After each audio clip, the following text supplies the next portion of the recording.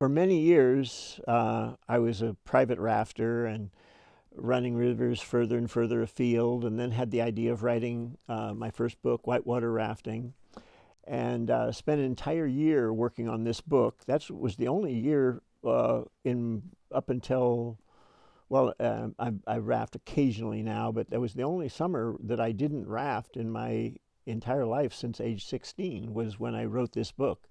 I worked on it every day for a year, pretty much. I took occasional days off, but not much. So I was finishing this book.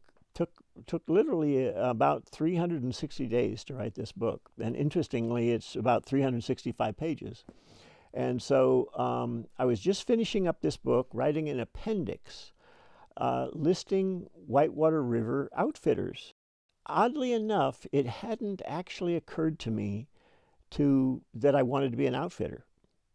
But I was writing the appendix and it just struck me. This thing is going to be published by a New York legacy publisher. It's going to be in all over the place. And if I ever want to be an outfitter, I really ought to put myself on this list. And I just thought, well, I'm not sure if I want to be on the list, but what I do know is that I don't want to be in a position where I wish I was on the list and not be on the list. So I included myself.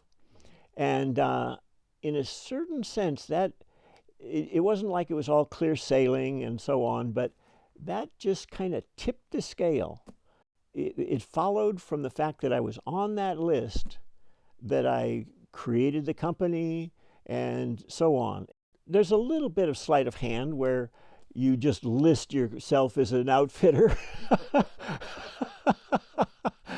Because I was a private boater, really, and had with some guiding experience. Anyway, it turned out to be one of the best things I ever did, just to put myself on that list and to figure out how to go commercial, start running trips with groups of people.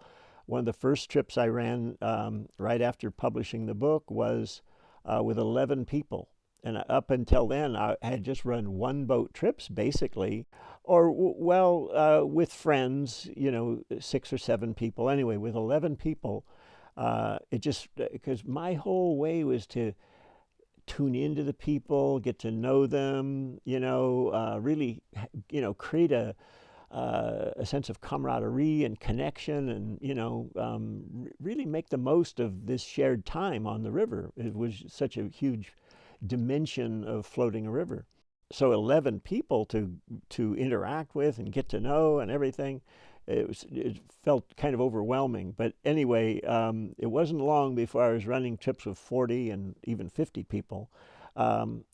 So to get started, I tried everything that I could think of. I had very little money.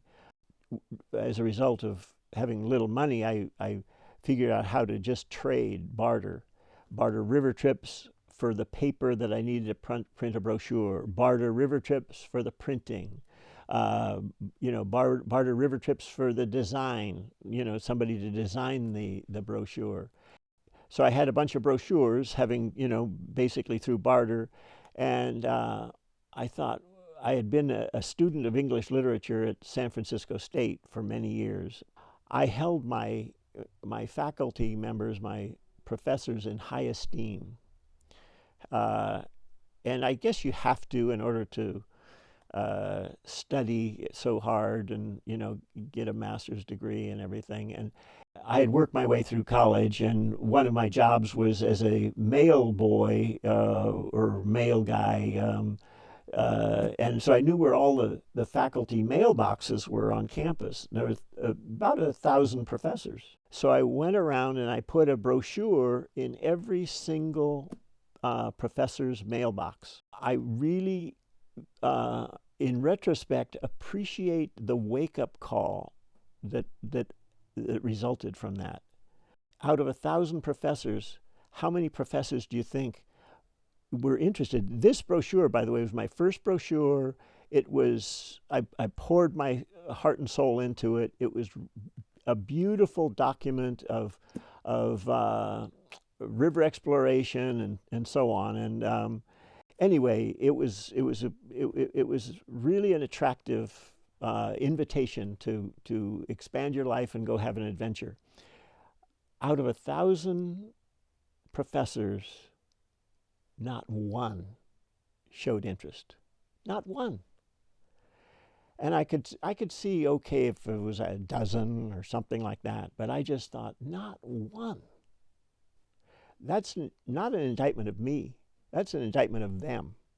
And it just woke me up from thinking that somehow academia was special. And I had been there, and I'm glad I didn't wake up earlier and be trapped there in a place I didn't want to be. Because while I was there, I had this deep semi-reverence, for the process. I wrote this right after getting a master's in English, and so I just newly emerged from academia, and I just thought, you know what? The people that I held in such high esteem, there's something missing. And so I went forward with a sense of relief and a sense of openness and moving into a new level of embracing the world. That didn't work. 90% of what I tried did not work at all, but 10% did. 10% did everything. And one of the things that worked was a newsprint list of so-called classes or learning experiences called heliotrope. This was back in 75, 76, in San Francisco Bay Area. And heliotrope was this list of classes. And so I put a Whitewater Voyages class, or whitewater rafting class. They kept calling me up and saying, "Hey, Bill, that first session is, your 25 max is full. Can we add some more people?" And I'd say, "Okay, go to 30, go to 35, go to 40." And then we'd open up a new weekend and a new weekend and a new weekend. And it was just the right time, to be offering that and to be offering it as a class. And that got Whitewater Voyages started with a kind of a very serendipitous orientation toward including our clients as part of the adventure. They weren't just being taken down the river, they were fellow adventurers.